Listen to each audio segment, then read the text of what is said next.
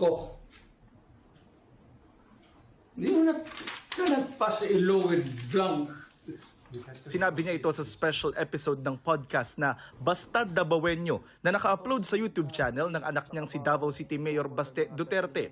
Kasama rito ng dating Pangulo si Congressman Isidro Ungab ng 3rd District ng Davao City na naging chairman ng House Appropriations Committee sa administrasyon ni Duterte at Benigno Aquino III. Si Ungab daw ang nakapansin sa 13 pahina sa BICAM report ng 2025 budget na may mga blanko o patlang sa halaga ng nakalaang pondo. Gaya raw ng pondo ng National Irrigation Administration o NIA at Philippine Coconut Authority o that I saw a bicameral conference committee report na may mga blanco. Na-shock nga ako. Makikita natin na defective yung BICAM report. At bakit pinirmahan ng members?